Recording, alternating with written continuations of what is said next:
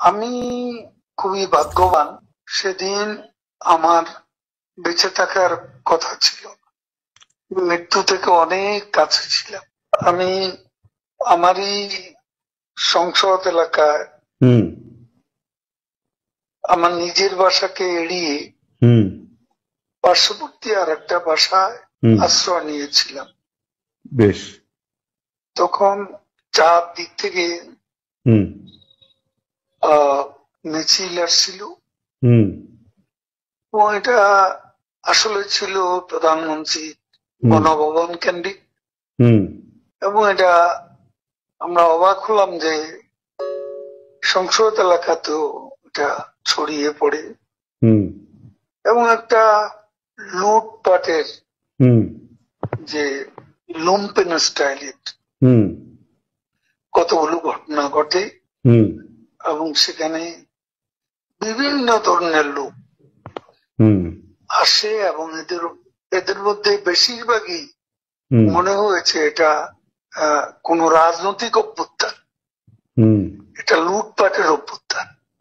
না, একটা কথা জিজ্ঞাসা করি, সে তো আমরা তখন সেটা দেখলাম এবং মাননীয় প্রধানমন্ত্রীকেও যে বাসাতে ছিলাম তারা সে বাসাতেও হামলা করে। আচ্ছা। তারা জানতো না যে সেখানে আমি আছি। আচ্ছা।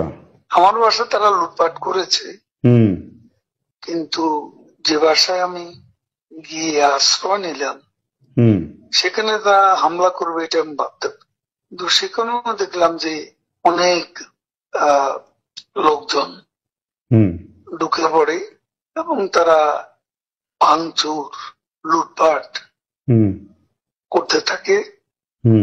আমি আমার স্ত্রী সহ আমরা বাথরুমে ঢুকিয়ে যাই, অনেকক্ষণ ছিলাম, প্রায় 5 ঘন্টা।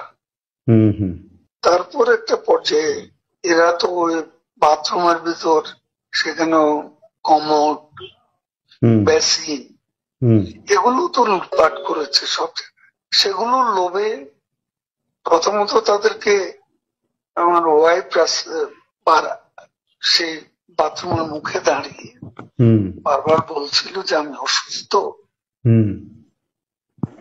এ কথা বলে তাদের ফিরিয়ে দিচ্ছে। তো একটা পর্যায়ে তারা এই বাথরুমে যেগুলো আছে সেগুলো লুট করার জন্য জোরপূর্বক প্রবেশের হুমকি দেয়। তো সে সময় আমার ওয়াইফ জিজ্ঞেস করে যে কি করবো, খুলে দাও যা হবে। তারপরে 7-8 জন ছেলে ঢুকলো, তার খুবই আক্রমণাত্মক দৃষ্টিভঙ্গি মনোভঙ্গি নিয়ে। তখন হঠাৎ তারা আমার দিকে তাকায়, আমার দিকে তাকিয়ে আপনি নেত্রী চলে গেল, আপনি জাননি কেন? আমি কিছু বলছিলাম। তারপর এই ছেলেদের মধ্যে কি ভাবের উদয় হয়েছে জানি না, তারা আমাকে বলে আপনার ছবি তুলবো। তারপর আমার ছবি তুলতে শুরু করলো, সেলফি নিচ্ছিল, ছবি তুলছিল।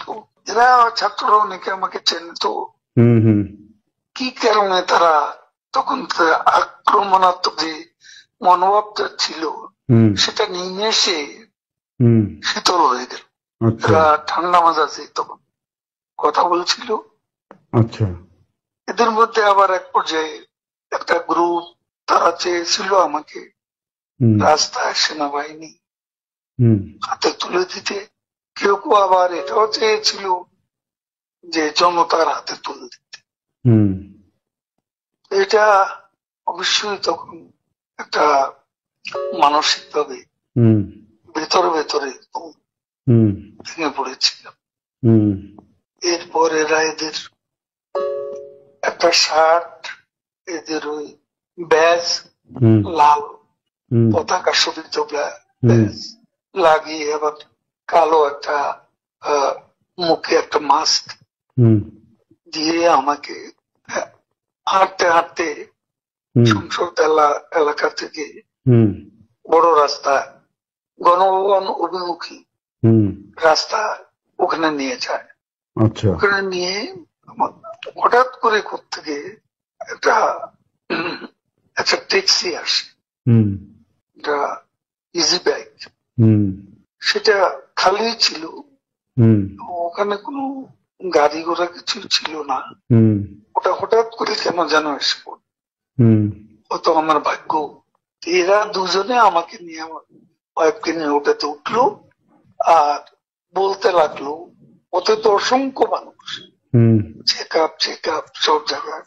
এরা বলতে লাগলো যে আমাদের চাচা চাচি অসুস্থ, হুম হাসপাতালে নিচ্ছি, হুম ডিস্টার্ব করবে না। হুম এই করে করে নিয়ে গেল একটা অনেক দূরে একটা জায়গায়। তো এটা হলো, ভাবতেও পারেনি ওরা যখন বাথরুমে ঢুকলো যে বেঁচে হুম থাকবে।